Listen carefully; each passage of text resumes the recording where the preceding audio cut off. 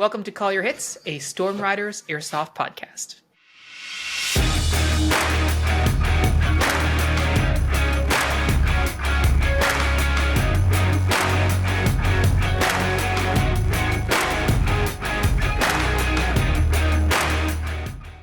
Thanks for joining us, everyone.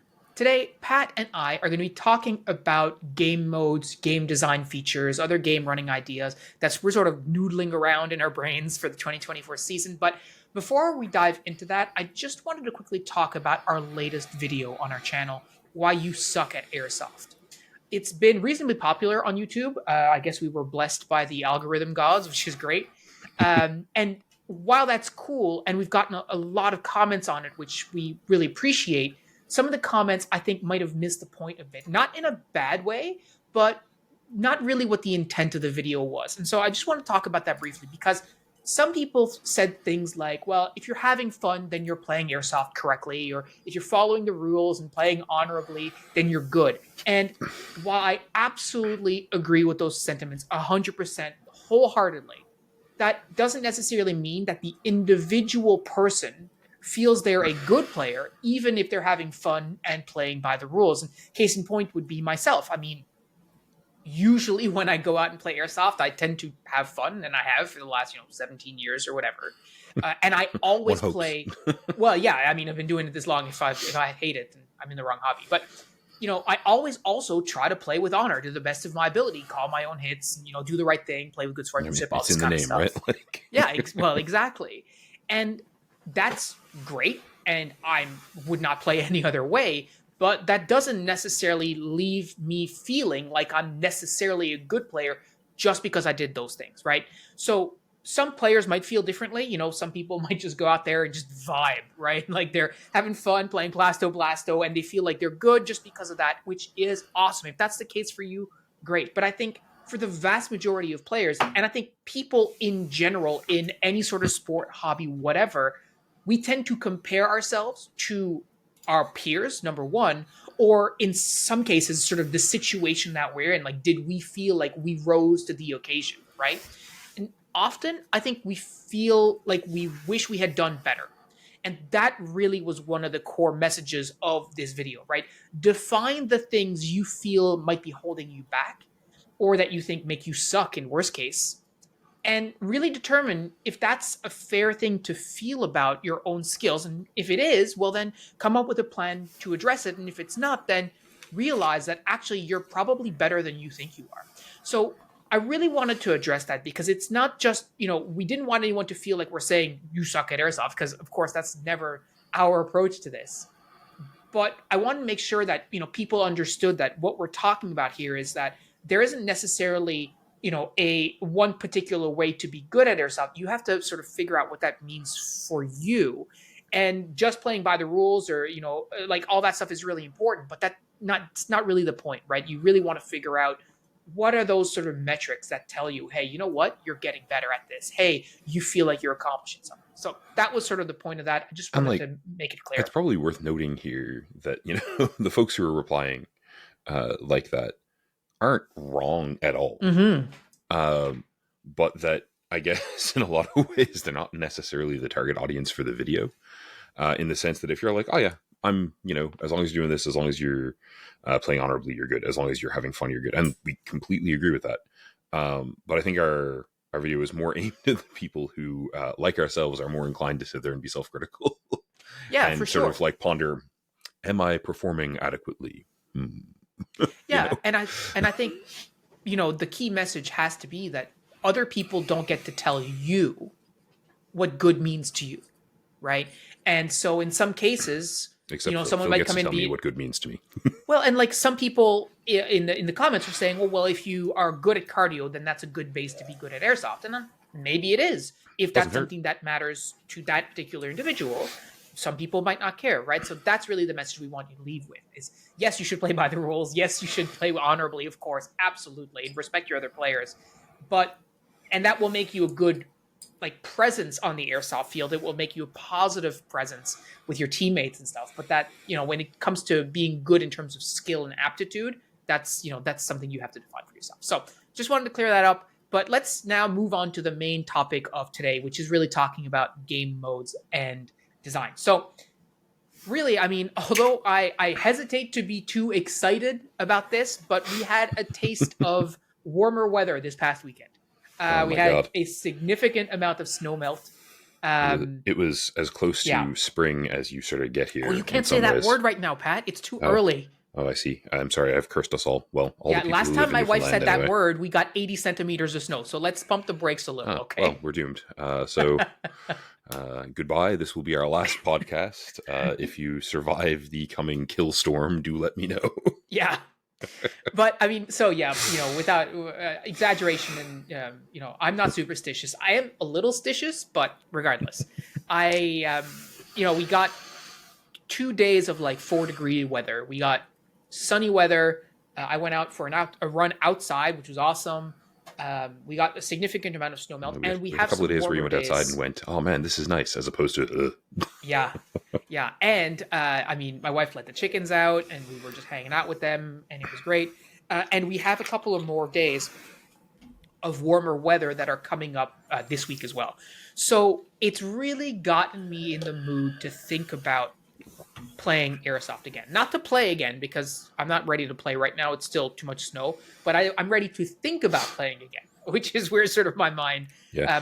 has If we play right has now, I will ended up. become a turret. I will step out into the field. I will sink up to my shoulders in snow and just be like, "Well, I live here now. See Well, you that's in good for spring." you. I would go all the way to the head, so there'd be nothing left, right? um, but yeah, so I think just all kidding aside, like it is getting to that point in the year where realistically, especially if you're like us and you're organizing games, you kind of have to start getting on the horse because March is basically around the corner, and our first season opener game at this particular point, it could change depending on the field and stuff, but we're looking at sometime in May, right? Hopefully. So yeah, hopefully. I mean, if all this snow melts, then we might be, and we don't get any more, we could be good. And if we get a huge snowfall in March, it might be June, we'll see. But at this time, we're thinking potentially May, and that means that we are starting to think about, what are the mechanics, what are the game modes that we want to run. We had a really good season last year, I think, with the 2 games that we ran, introducing the community here to new ways of playing and new mechanics that they had never seen before. But I'm not one to rest on my laurels, so to speak, and I know Pat isn't either. Like, we don't just want to run the same 2 games, every year. Like, that's not a vibe. That's not what we want to do. And I think our community, frankly, deserves better than that, right? So we want to come up with new concepts.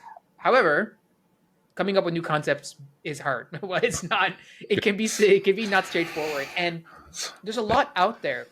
So I thought today we'd talk through some of the sort of common mechanics and game design ideas that we keep hearing about either on the internet, on Discord, and some things that we've heard from our own community. And then later on, we'll also talk about some larger concepts around game design, and the 2 games that we ran last year, and like the limitations we have to deal with on our own field in terms of space and stuff like that. And hopefully some of this will be applicable to you, the listener, in terms of maybe you're trying to get your own game on the go, some of the considerations that you want to look at and whether that makes sense for your venue or not.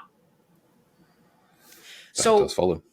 the first thing I really want to talk about, this is a hotly debated idea on the Discord, generally as well, I would say, but mostly by Matt, who feels extremely strongly against it, but is a common feature of games, certainly across North America, I think as well. In Europe, I'm not an expert on it, but it has to do with sort of airsoft replica classes, right? So our airsoft replicas are based on, for the most part, real steel weapons that fill particular roles, supposedly on the battlefield. I'm told. I've never been to one, so I don't know.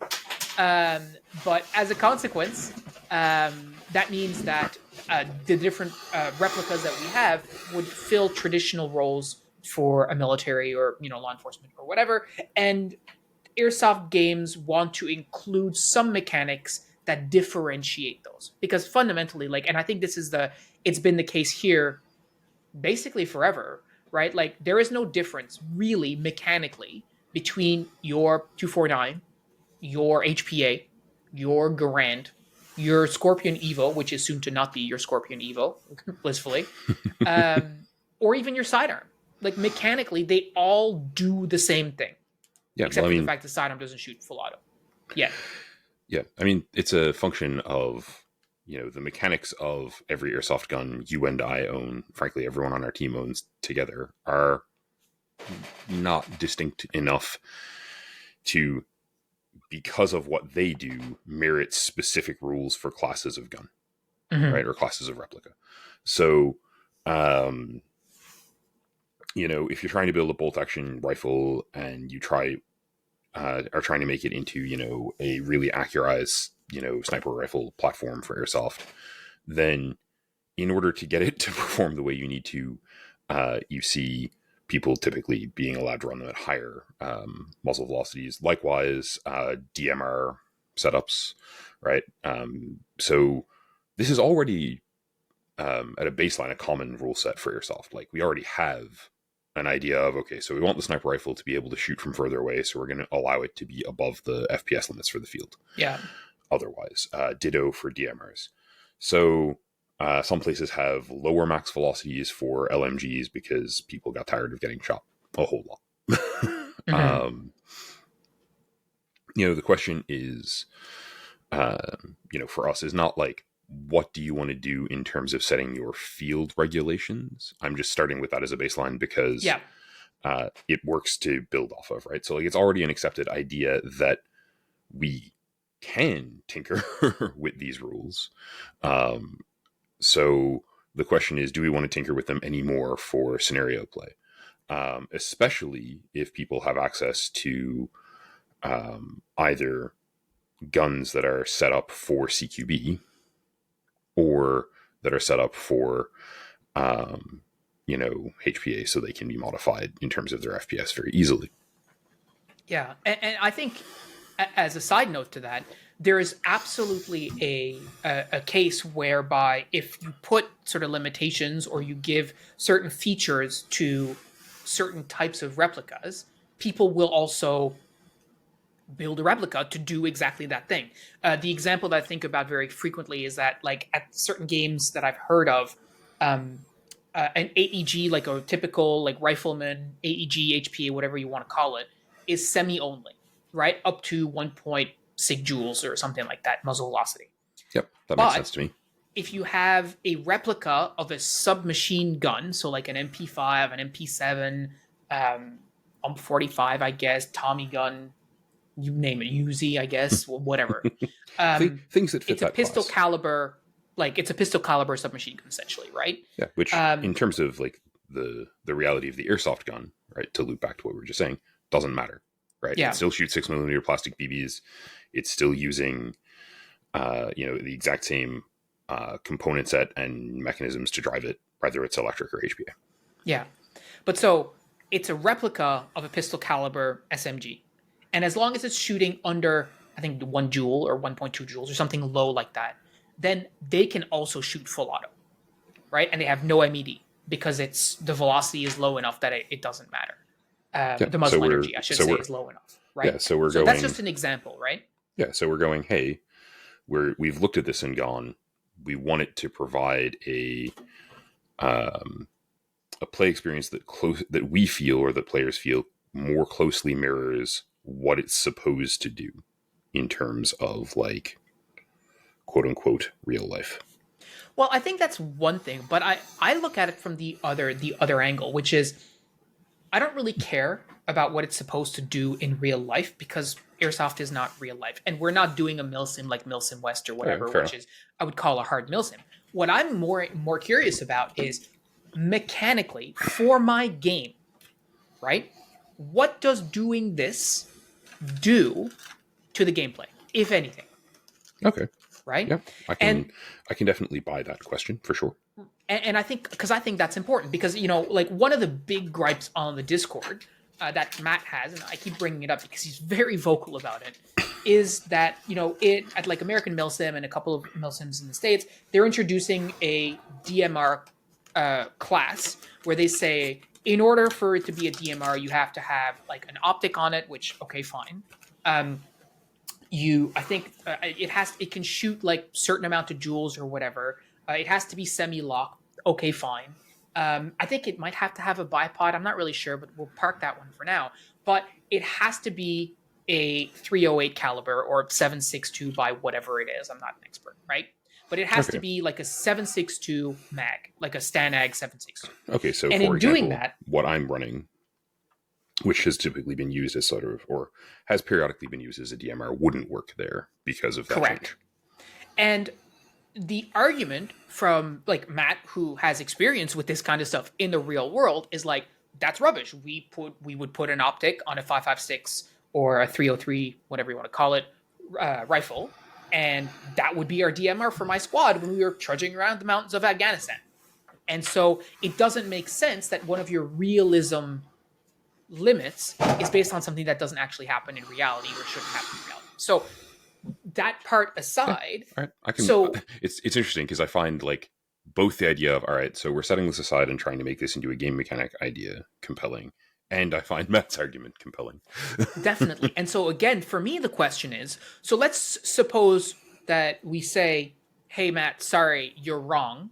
We're going to do it the way we want to," which he's not necessarily wrong, and we're not necessarily right, or they're not necessarily right. It's not my argument. But the question again is, if we were to put this limitation in place, what does that do for our game? Yeah, what are we going to get out of it? Right? And so, as I think about our community locally, if we were to do that, we've got basically no players who can field a DMR. I think Kosh has one. He's got that huge, enormous Heckler and Koch. What is it, G27? Like the enormous, super elongated 417 or whatever. Yeah, like this absolutely gargantuan. It's beautiful. I love it. Yeah, but that thing is. I don't want to carry it for a full day, but it's beautiful. Yeah. So like he could, and Shane on our team has an M14 that he's used, like a SOCOM M14 that uses 7.62 mags. Mark, back in the day, had a 7.62 SR25, I think, replica, something like that. Prior to that, a Scar Heavy. Yeah, you're right. Oh my god, that thing was horrible. Anyway, beside the point. But like I think a couple of guys have bolt actions that would qualify too. Although I guess they're not DMRs. So, well, they wouldn't be DMR, they'd be the sniper or whatever. Right? They'd be in another category. Carry on as though I were normal. So you put this rule in place, and then you say, okay, well, who can actually use it, right? And so you eliminate all of our team because we're not going to be playing; we're going to be running the event. Who in the community right now is using that type of replica? I guess anyone. And the same thing goes for the SMG. Yeah, I mean it's going to be a very short number. Right? Like the list is small. Now, at the same time, people might say, well, I've been looking for an excuse to go buy a whatever. We do love reasons to buy shiny toys. That is true. And by we, I mean Pat. So we've got those two classes, which I find are interesting. But when I think about the velocity limits for our field, most people are shooting well under anyway and don't have an MED. So whatever, right? Most people are shooting full auto. Would it make sense then for us to put something in place that says nobody can shoot full auto, you have to shoot semi only, right? And only these people who are wielding either an SMG or an LMG, which we haven't really talked about, but we can come back to that in a second, are allowed to shoot full auto. What would that do to our game? And I think that's a really interesting question. I think that one's really interesting just because, one of our goals when we talk about, hey, we want to do more scenario stuff. We want to have beginning scenario, end scenario. We want to tinker with ideas for scenario play. One of the key ideas that we tend to spitball is just how can we make people try something different? How can we provide people with a different experience as airsofters than what they get out of Saturday? Right. And yeah, I think that absolutely going, hey, you're not allowed to fire on auto is going to significantly adjust how people experience the game. I think it probably helps most people about equally as well. Like, I don't think it modifies the field badly in any direction inherently. So I guess at first look, it passes. That being said, for people who are thinking about, like scenario design and stuff, a lot of things we take a crack at first look pass. So Yeah. ask me again in a week when I've thought about it some more is one thing. But also, as with a bunch of the stuff that we tried at the end of last season, this is a play tested kind of question as well, is go to ideally a Saturday game and go, okay, so we're going to play one of the wider, larger range games, or even a couple of the smaller ones, and just no full auto and see how people like it. And I think, though, one of the core questions that we have to ask before we even go and play test it, which I mean, I think we should, but why would we want to do that? What do we think? And I have an idea, but I mean, I'll hear yours first. What do you think would happen in terms of gameplay? What do you think would happen in terms of people, like community response, if we implemented a rule that only people with LMGs, HMGs, or whatever were the only ones who could do full auto, or SMGs too, if you had one, could do full auto? So for sure, I think okay, obviously it brings shot volumes down.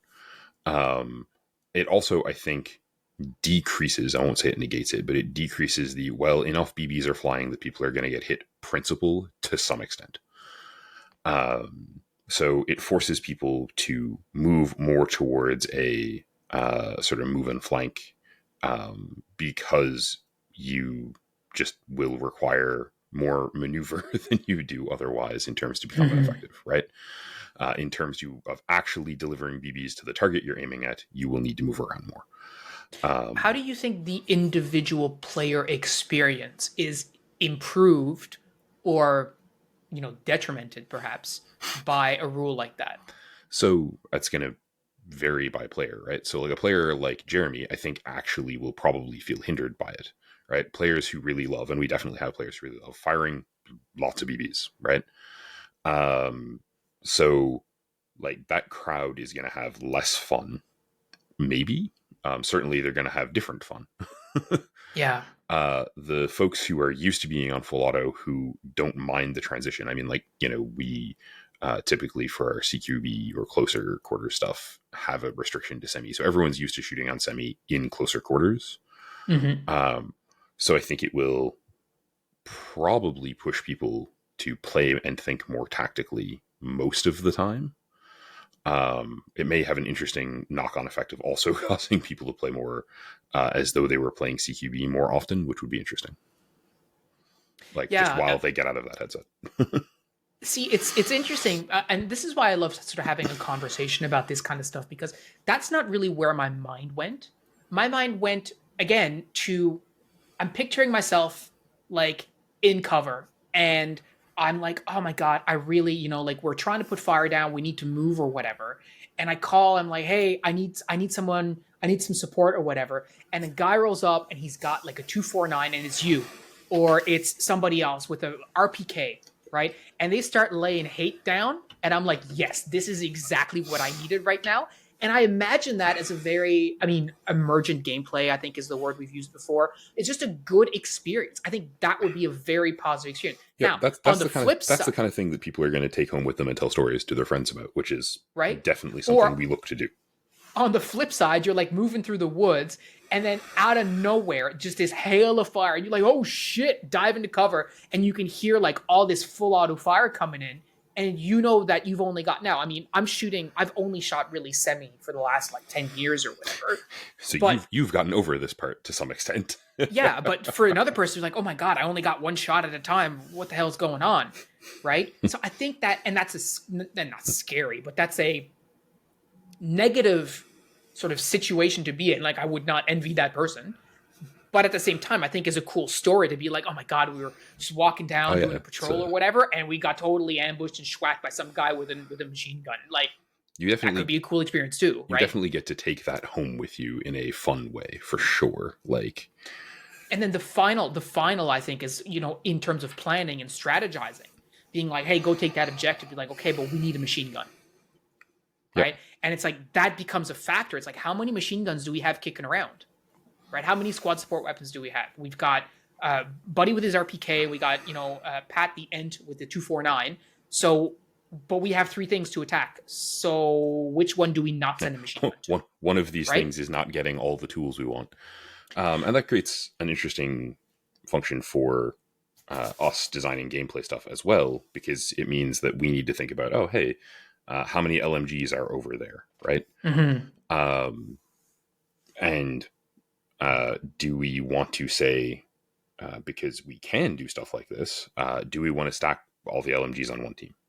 Does that create an effect that we're interested in? Does it have an effect that we're interested in?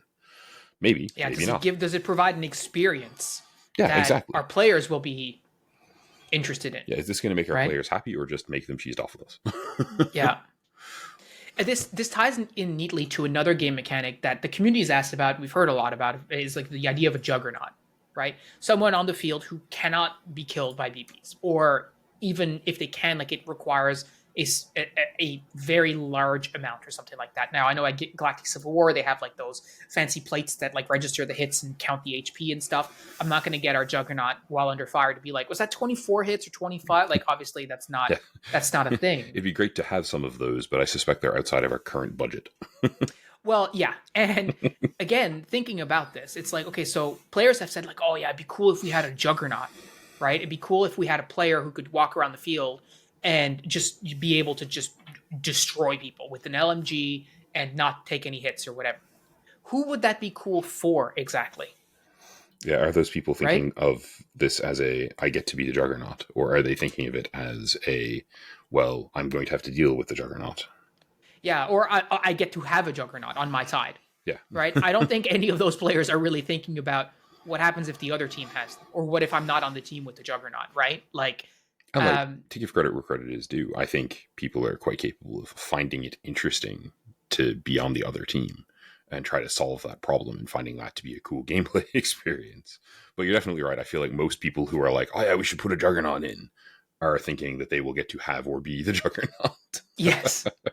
And so one of the things we've talked about is the idea of how do you implement the juggernaut, or how do you implement a juggernaut mechanic in a way that is um, meaningful to the game. So basically, in my thinking, one team just doesn't start with the juggernaut because that makes for a very hard morning, right? Yeah, we would prefer not to give anyone quite the advantage that appears to generate out the gate. And then the other piece is when the juggernaut comes online, however that happens, the other team has an anti-juggernaut device of some sort, whatever that looks like.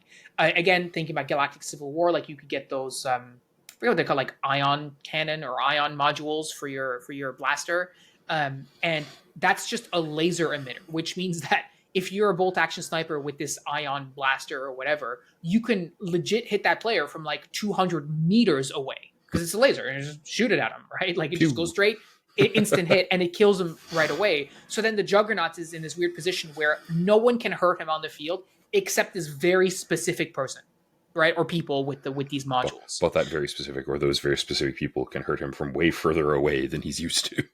Yes, exactly. So how then do you incorporate that into the gameplay? So I had, as I think we've talked about this before, but this idea of like getting both teams to try and build the Juggernaut, right? And one team completes the work first on the field, right? Through having to find stuff on the field and assemble sort of like the formula or whatever, and then boom, protecting their mad scientist, etc.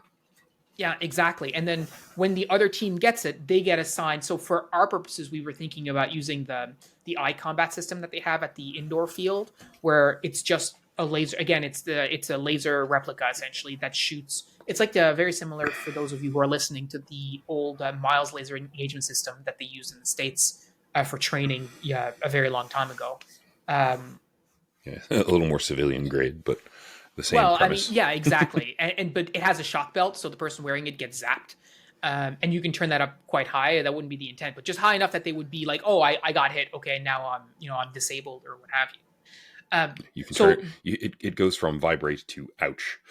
Yeah, yeah, and like severe ouch. But regardless, that's some of the stuff that we were thinking about. But again, like, how do you incorporate that into a game, and what does it do, right? Like, what kind of experience does it create? Because I think the challenge with a lot of these fun experiences, we've talked about this when it comes to game design as well, is that just because you add complexity doesn't necessarily mean that you add positive gameplay, right? So like the first time you come across a juggernaut and they're hosing you with BBs and there's nothing you can do, you're like, oh god damn, I got to get out of here. I got to take cover. We got to figure it out. After it's been an hour, probably not so much fun, Totally. right? But like, it's one of those things where we need to make sure ultimately that the juggernaut is, moving around probably slower than everyone else, right? And like part of that is we're going to pile gear on them probably. Yeah. But in a practical sense, it's like, okay, so what do we do with this to create benefit or to create a positive experience for the people playing, right? So yeah, if the juggernaut's just like wandering around stomping on people all day, the player playing the juggernaut will probably be having fun. And we do want them to have some fun because that's the point. But definitely agree. Yeah. But we also want them to, be manageable. And I think if we design things carefully, we can prevent it from being a situation where the only management is being where the juggernaut isn't. Yeah. But also, if we're going to have a juggernaut, and we're going to do something where, one of the teams has to, quote unquote, bring the juggernaut online, right? Complete the juggernaut project. Great, you have a juggernaut. There need to be things that are like, oh, the juggernaut is active for amounts of time, etc. Before we give out a thing that allows the other team to take that advantage away easily, we should be letting the team that has done the work get some benefit out of it. Yeah, absolutely. Right. So we need to both make sure there's a solution and make sure the solution's not too easy to acquire. Totally. And that I think is going to be the delicate balance of how do we make it so that it's definitely an advantage. Like it can't be a disadvantage. You work for it, you got it now. But also the other team can still come back from that. Like it can't just be, oh, you got it, all right, well now you get wrecked. Like that's the end of that. We want both teams to still be in the game and on the field after we deploy the juggernaut, because otherwise what are we even doing, right? Yeah. And I think one of the big challenges that I had, especially looking back to like Operation Spore Cloud, is that just because you give the teams the countermeasures or the opportunities doesn't necessarily mean they take them, right? And if you really have to make sure that they understand the necessity to take it. Like you can actively decline it, but if you don't do anything with it at all, just because you're not thinking about it, like you're leaving a lot on the table that was put there specifically to potentially give you an advantage. Yeah, right? I think about like the satchel charges at Spore Cloud. They never got used. And right? I think that is like somewhat on the folks playing. Definitely. In that, like, hey, why aren't you doing the thing? But I also think very genuinely that some of that's on us in so going forward, we need to figure out how to make that clearer. Yeah. And to some extent, again, thinking, because I tend to thinking in terms of, games of toy soldiers. Part of that may be as simple as like writing up a props and what props do list, page, pamphlet, whatever, and making it available as part of the player briefing materials. And especially because I know not everyone bothers to show up for the briefings or reads any of the stuff we give them, and like, a little bit of shade for that. You're paying to come do this, read the stuff, but like I accept, because just it's reality that not everyone is going to read it. So make sure that like we have that to give to the team leaders, so that the team leaders can be like, oh, hey, if you see a dude wandering around with a box that says explosives on it, ask him for them. Yeah. Right. And that, I mean, you're absolutely right. I think the challenge that we are in our community, and maybe someone, if you're listening, like this might be the same thing in your community, the maturity level, the development level is not there yet. Right. So your players aren't accustomed to thinking. The people who go to AMS Iron Horse, for example, like you're paid $200 US for a ticket, like it's a national level event. The people who show up to those events, I'm sure the vast majority of them understand what they're getting into. I'm sure there's a couple of people who show up who are like, blah, blah, blah, blah, blah, and they're just like a complete soup sandwich. Fair enough. The vast majority know what they're showing up for. I don't necessarily know that, the people who sign up for these games at Frontline Surely, if they've been to the two ones last year, now they have a sense of what the third one is going to be like. Yeah, we've But definitely if this provided is them your a better first frame season, of reference. But like, yeah, I mean, and one of the things that's a reality for us for these, and this isn't deeply problematic even really. It's just a thing we need to be aware of. Is we're gonna have renters. We're gonna have last time like one of the folks on the sort of smaller air quotes more elite team, um, you know, was a kid who'd never played before who showed up with his brother and was like, I want to play on my brother's team, and we were like, all right, can do, yeah, and that went fine. But also, we need to try to make sure when we're designing stuff that will go fine because it's going to keep yeah, happening, right? Like people showing up with rentals, just being like, hey, I'm here to play, never played before, heard there was a season opener, um, Frontline has been advertising them, which is awesome, is going to be a reality. So we need to make it so that this is fun for all skill levels. If you yeah. don't have that problem because you've got a very stable larger play group or whatever, great, that's super cool. It's just not our reality. And I think this ties back to what we are talking about when we're talking about like the replica classes. If you think about a renter showing up and renting an M4 or whatever, it's easy for us to tell them, hey, so just so you know, for this game, you can't use full auto. You have to stick on semi-auto. That might be a bummer for them as a beginner, but at the same time, that's way more manageable than trying to enforce like an ammo cap, right? Or to say, oh, you can only have 6 mags. It's like, well, I've got a high cap. Okay, well, you can only have 200 BBs in there or whatever. Like that is not a positive experience for a beginner who wants to shoot as much as possible. Easier to say, listen, just shoot on semi. Although I'm not sure if the frontline replicas would handle shooting semi all day long, but that's a different conversation. I think they will. Once. You know, um, I feel like ultimately our season opening all day games are going to be high on wear and tear on the rental gear anyway, simply because they involve like a harder day's work than 2 or 3 hours. That's true. Yeah. But yeah, I mean, you bring up a solid point there in terms of like, okay, so how can we apply rules to our field? Yeah. Can we go, okay, you can only have 6 mags. Well, I've only got 2. Okay. I normally carry 37. All right, well, take some off your vest. um, but we've also got that situation of like, okay, so a bunch of people who play here, do have guns tuned for the indoor. You know, if we're going to treat those as quote unquote, or can we treat those as quote unquote SMGs? And I mean, a bunch of them are still M4s, but like realistically at this point, when we're chronoing it, we wrap blue tape around the stock. All right, this is air quotes an SMG. You're allowed to use full auto, right? So, hey, you have a choice. You can bring your indoor velocity gun with your indoor ammo and deal with the negative repercussions of having a lower muzzle velocity and a lighter BB.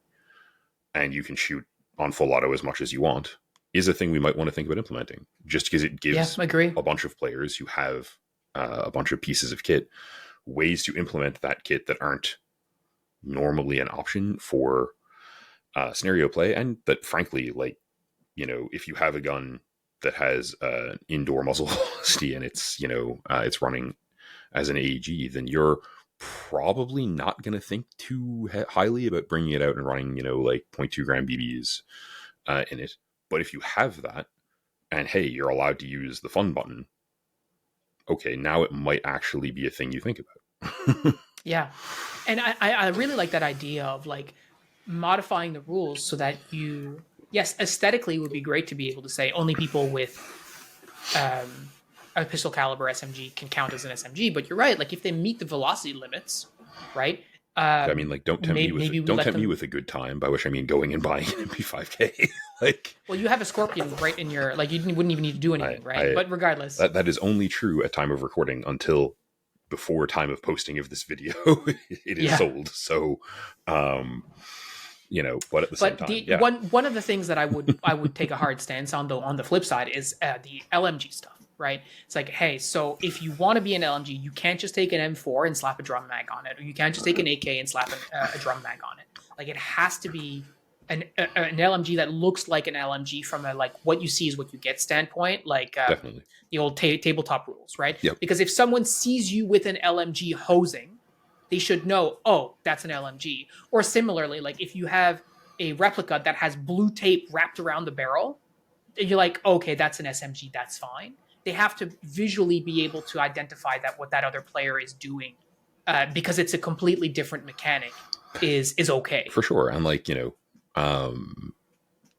in practice, the number of and this is just a local thing, the number of people we have who have strapped box mags to M4s is very low. So like you're not causing, or I don't think we're causing, any real problems there, which is probably to the good. Yeah, and the people who have box mags for their AEGs or whatever, they also have regular mags, so just use those instead. Yeah, the folks here who have those are definitely going to be like, oh yeah, whatever. It's not going to pose an issue for us in terms of, upsetting players or like having player retention problems, and that's a thing to think about. It Absolutely. Is worth your while to look at stuff that you're thinking about doing and going, okay, so how is our player base going to feel about this particular crazy idea, right? Totally. Consulting with them is really good. And I think, not everyone is potentially going to agree. I think you look at what AMS is doing with their marksman or their DMR roles, and Matt is like vehemently opposed to it, right? He's like, this is stupid. I don't think this is accurate. It doesn't make any sense to me. And fundamentally, like the answer is, well, maybe this is not your event, right? Maybe this is not an event for you, which is fine in a context where there are hundreds of events that they can attend. But for us, especially in our community, and maybe for some of our listeners who are in smaller communities, like there's people in our community who live in Alaska, right? And they have a very small community there. We have people who live, in all different places where the community might not be as big and your pool of available games might not be as large. Well, then you want to make sure that you're coming up with rules that are as accessible to everyone as possible, which is why we realistically are never going to have a magazine/ammo cap. Yep, and it's right, because it's not accessible for the majority of our players. The ammo cap certainly, but it's no fun. And so I think that ties into the other piece. I mean, the ammo cap is problematic to enforce as well when you're looking at like, okay, so you can have high caps, but you're only allowed to carry 200 rounds. Are we actually going to expect people to like count out 200 rounds? Are we going to go, oh, this speed loader has numbers on it that sort of work? We would have to give them the ammo. We would have to be like, we've counted. This is your ammo. Like, here you go. Are we going to count out 50 players worth of little baggies with 200 BBs in them? The answer, in case you're wondering, is no, we are not. No, that's right. So I am crazy, what if they sneak them on and all this kind of stuff? Yeah. But so I think you need to think about, like you were saying, like making them accessible, but also very much coming back to the idea of, what does this limitation do for my game? What does it change about the mechanics of the field that we play on? What does it change about the way that people are going to utilize the field? Because those are really important considerations. Totally. And like one of the questions I think that we sort of addressed earlier, but that relates to what we're talking about is, so you said earlier that, being stuck on semi, or like having your gun only on semi for the game will make the experience of having someone with an LMG coming by being, a lot more intimidating or helpful. It also levers the bolt action rifle players up in power level, because even a moderately optimized bolt action is more accurate than a semi auto AEG typically. So you're going to have a better ability to put, single shots on target with greater accuracy, which means you are less concerned than you would be when people would be shooting at you full auto. Yeah, that's totally true. I think, though, you raise a good, an interesting point, I should say, when talking about bolt actions, because one of the other things is really like, does our field actually support them, right? And I think at frontline, there are places where a bolt action can be used. Yeah, absolutely. Right. But in many cases, like the field is very small in other places. And so using a bolt action may not be as feasible, especially if you have a minimum engagement distance, right? So like we do, if your bolt action is shooting above, I think it's like 2 joules or something like that is the limit, or 2.2 joules or something pretty high. But you have a 50-foot minimum engagement distance, right? So 50 feet is like what? It's like 15 meters or something like that, right? Just 16 meters maybe. That's quite long. Right. So if you are in the village, for example, you can't shoot at anybody else in the village. Right. Full stop. The field is too small for that. So you're only ever going to be shooting like outside, right? Or perhaps inside from outside, something like that. So this brings back or loops me around to one of the things that I think is fun about this is that you have stuff like, you know, Steph and Josh both have replicas that are bolt action, that are accurized, etc., and SMGs. Yeah. Right. So you can kit yourself out that way. So yeah, it gives you the option to go, okay, well, I can cover that. This should be interesting, you know. From a gameplay point of view, it also leaves me to like, okay, so maybe we should say that you can't carry a bolt action and a standard AEG that's semi. Because that gives you no disadvantage for carrying the bolt action. Whereas the SMG plus bolt action gives you a lot to think about, albeit also some bonuses, like some benefit. Yeah. Or maybe we say, you know, your team can have a maximum of 2 snipers, and the snipers are the only ones, because that's how they do it at like you know, AMS or whatever. Like you have slots on your team. You have like heavy machine gun, medium machine gun, light machine gun, whatever, right? And so maybe we say, well, your team can have up to 2 snipers, and whoever that is, like they need to figure it out. And say maybe same thing for machine guns. Like each squad can have 2 machine guns or whatever. And I'm not sure, I'm not all about putting limitations in place, but I think you're right. Like we need to think through. And you, the listener, if you're thinking about implementing some of these things in game, you need to think about, again, if I put this in place, what does it do to my game?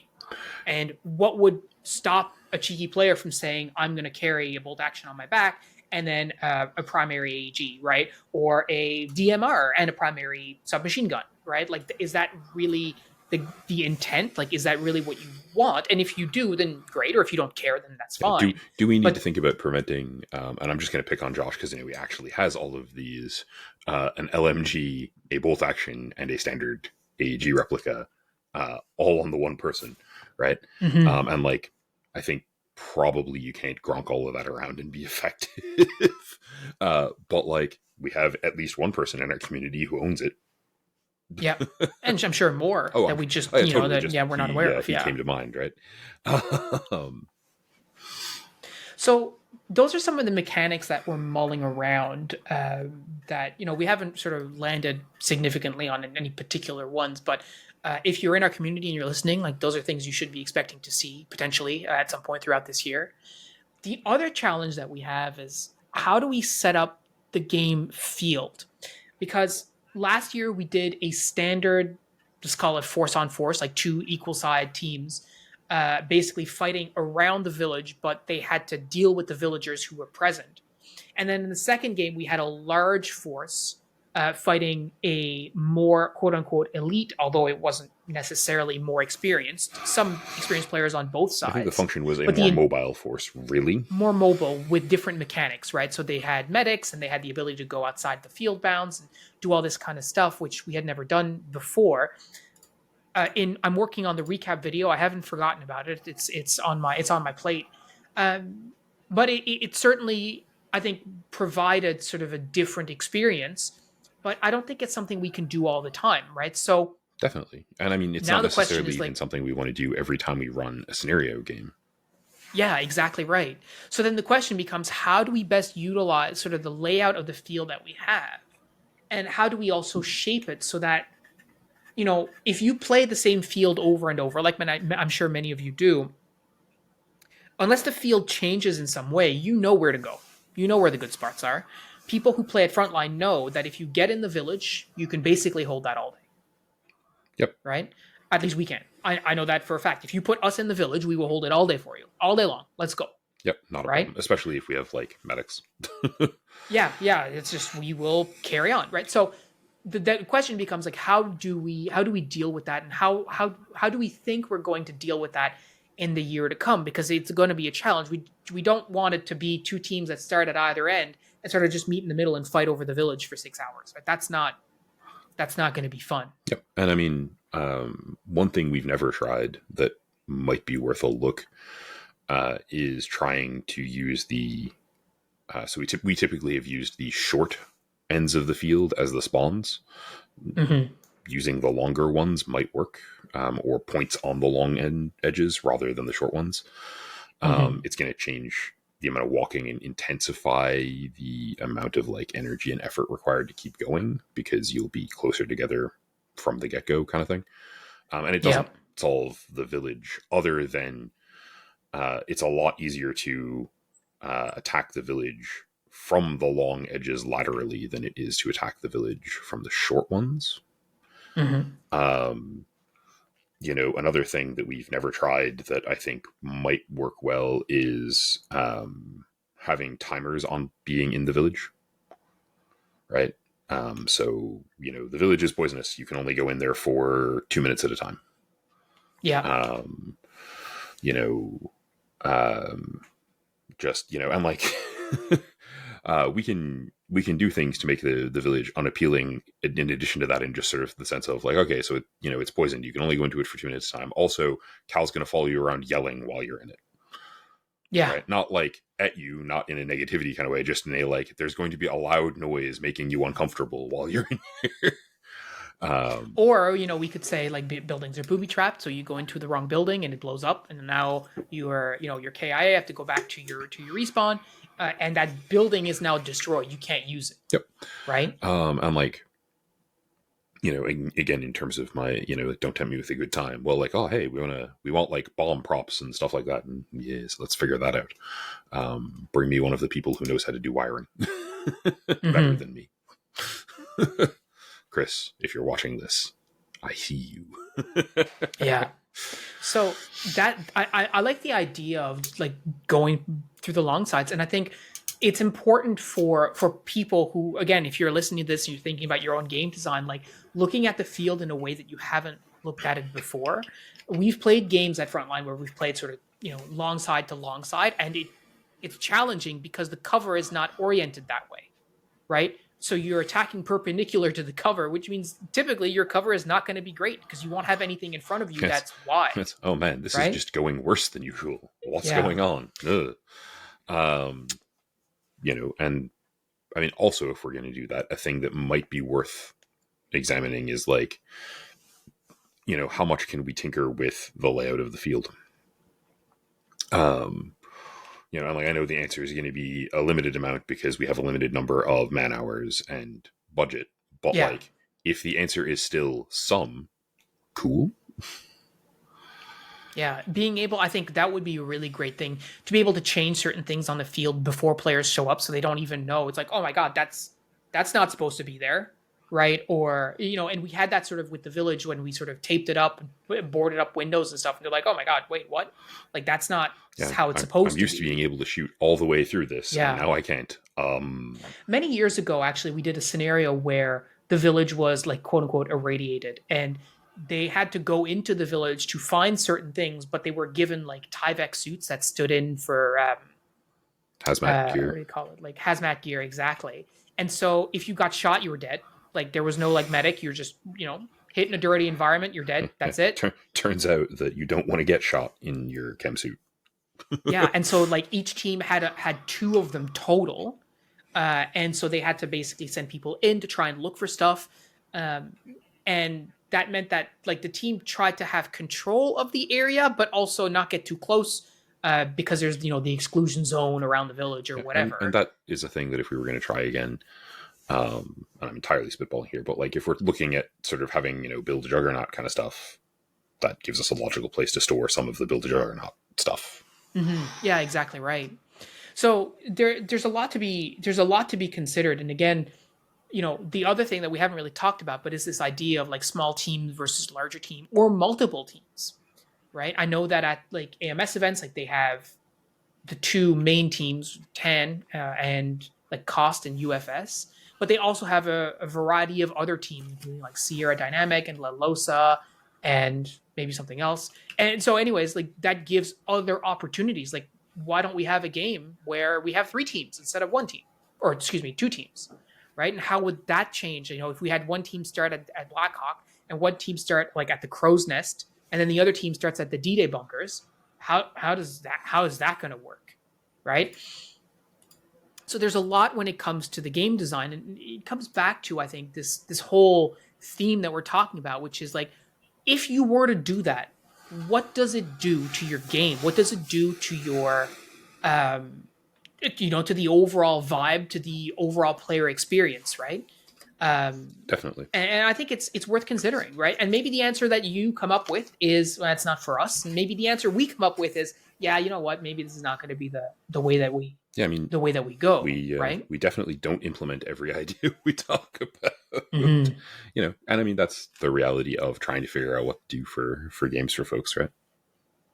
And I think it's important to be realistic about what is actually achievable on your field. I mean, for years I had, this idea of like, oh yeah, we'll get a helicopter. For what? Like, it would be cool, don't get me wrong. But like, our field is the size of postage stamps. I don't think we can even land a helicopter on our field if we wanted to, despite the crashed Apache gunship that's down on the field, right? It's just not, or it's a Comanche, I guess. Like, that's not a thing, right? It's just, Yeah, I think it's not realistic for our community to do something like that. Just like it's not realistic for us to put in magazine caps or ammo caps and expect people to have a good time, right? Yeah, I mean, I think the idea of using a helicopter drop was more effective when we were on Redcliffe, but even there, I'm not there it would be effective in terms of mobility, but I'm still not sure it would be feasible in terms of actually doing it. Yeah, well, I mean, it's not like I don't know where they would be even able to land. Yeah, to exactly, be honest right? with you. Like, it's one of these things where the helicopter pilot may well get there and be like, "You what?" No. Yeah, we're in a flight path, right? Like, no, we're not doing this. I'm not going over there. Yeah. But yeah, I think for a lot of these conversations, like, these are the kinds of things that I'm sort of noodling around, and we're going to keep having conversations about, because I think that's how, by having these conversations and working it through, that's how we came up with concepts that I think were pretty effective last year. Like, we think about definitely small team versus big team, and like the creation of the samples and the scientists blowing up the lab, which people will get to see in the upcoming video. And it gives us an excuse to get together and grab a coffee and have a chat, right? Yeah, exactly right. Just like we're doing now. Exactly, which is an added bonus, right? So hopefully you found this rambling conversation sort of helpful. Hopefully it gives you some things to consider about your own field. It's definitely one of the things that I'm finding is more and more fun as I continue playing airsoft. Like, it's a different way to experience airsoft through the lens of how other people get to experience it, rather than just what am I doing. Yeah, how can not to say that I haven't done everything I want to do, but like, I think it's a good way of thinking about it. Yeah, well, and it, I mean, visibly, it also accomplished last year one of our main goals, which was it encouraged people to think about how to do this differently, and therefore fidget around with what they wanted to do. Yeah. So hopefully you can take something from this and implement some changes in your own community, especially if you're currently playing airsoft and not snowed under like we are. Yeah. And if you have some comments or thoughts or ideas, you can certainly leave them in the comments or join the Discord and let us know. Join the conversation there. We'd love to be able to engage with you on that. But until then, that's all we got for you this week. Thank you so much for listening, and we'll talk to you next week. And if you do go try this stuff, please, let us know how it goes for you, right? Yeah, for sure. Also, we'll see if Phil uses any of the rambling from the bit of B-roll that I left. Yeah. All right, take care, everyone. Cheers, guys. Have a good week. So, while we're alone, do you guys have any questions just for Pat? Is there anything that I can do that will provide additional interesting content for you guys? Like I said, I don't know that Phil's going to actually have this in the video, but I'm alone and bored, so I'm talking. I'm wondering if you guys would be interested in giving me a challenge, a piece of kit I have to try to pick up and use for a couple of games this season or something. Preferably not a gun that's $800. But I'm open to cool ideas. I have a bunch of specific things I need to do to get myself set up for the season that we've already talked about in previous episodes kind of place. But if you're interested in, in suggesting stuff or in posing hey, you should try this and see how it goes and or suffer, I am silly enough to take that option. Welcome back. The content fairy has left me rambling, so you have at least a couple of things in that dead space to look at to see whether or not you want to keep them. Okay.